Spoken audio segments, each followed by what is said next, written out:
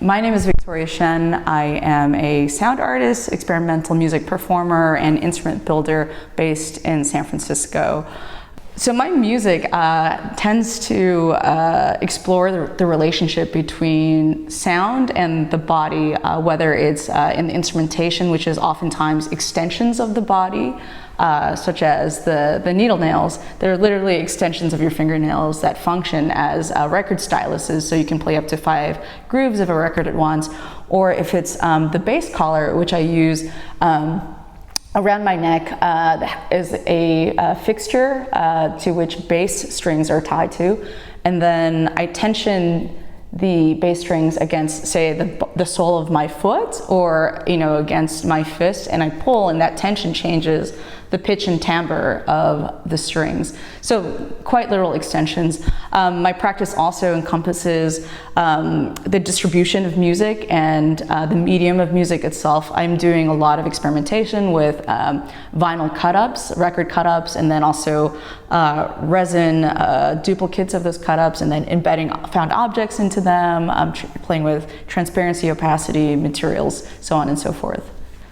To me, it definitely feels like you're opening a channel, like quite literally, not just on the mixer, but a channel of like emotions and like emotional baggage and histories and stuff like that. And so I would say that my performances are very specific to the energy of the audience, and things are used as ritual objects to sort of like open up these channels, right? So you're using certain sounds, and then it's evoking a reaction from you, a response from you and the audience. And then if there's a shared focus, then I like to think of it as like moving in a way that acts as catharsis, or like using sound as a form of catharsis, and then that also like feeds back onto like what your movement is, and your movement informs the sound. So it's this feedback ritual, I guess you could say. Oh my goodness, that is oh man, there's so many objects. There's a lot of metal in the exhibit. I mean, to me, what is most appealing is the Himalayan knives, the knives from Tibet that are literally ritual objects. And I think to use them, to either resonate them using transducers or using magnets or something, would be really amazing. The thing that would make the most sense, I think, just from a traditional timbral point of view, would be a lot of the bowls that are upstairs, like the ceramics and the metals in the Islamic exhibition.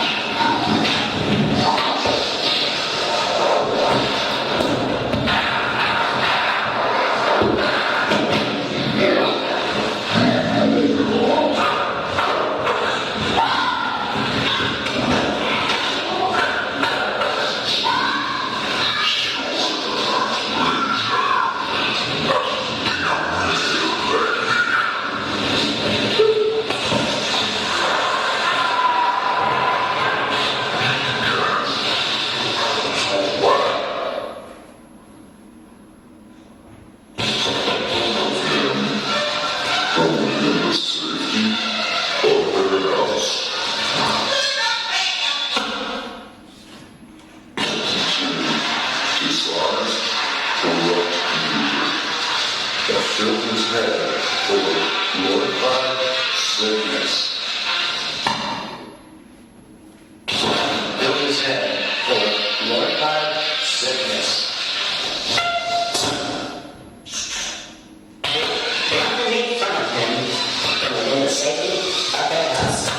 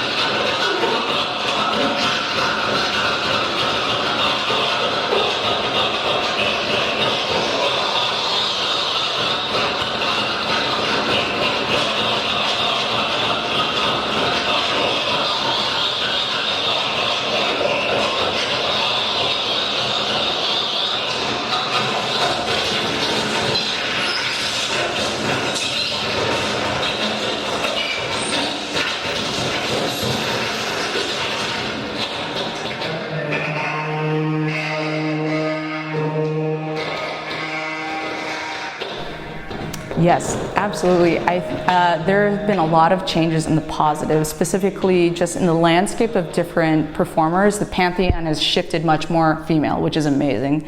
And in my unbiased opinion, there seems to be much more innovation coming from the feminine identifying side of experimental music.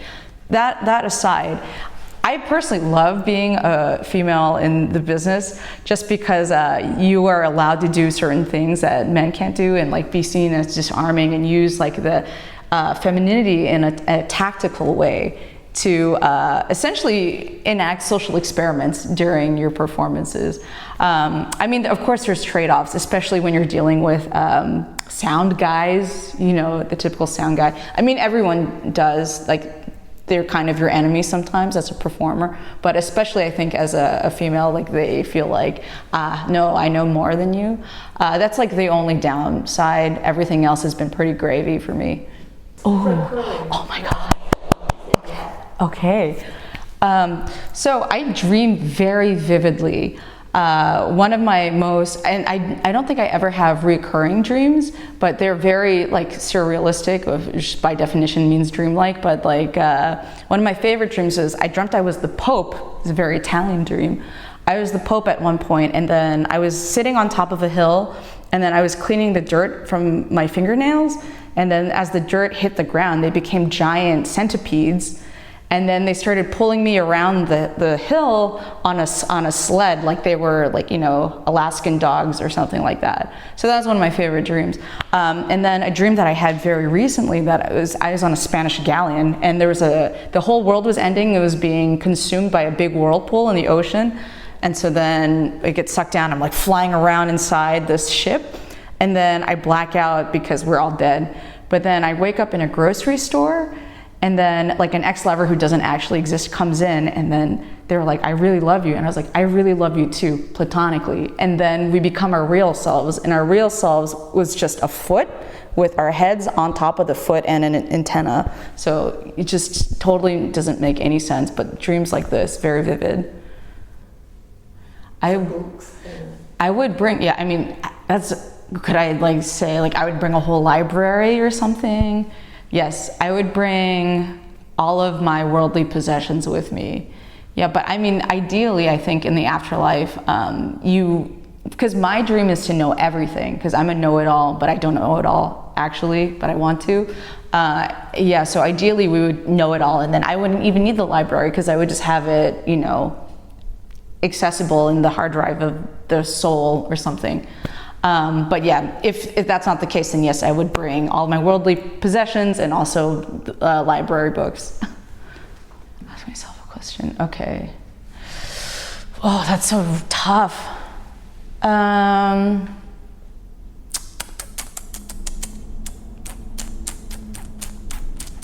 Gosh. Okay. What is it that you really want, Victoria Shen? What is it that you really want? I really want to have so much fun all the time, to be constantly learning, to be constantly surprising myself, and meeting people that I respect and admire, and then having them feel the same way toward me. That is the dream.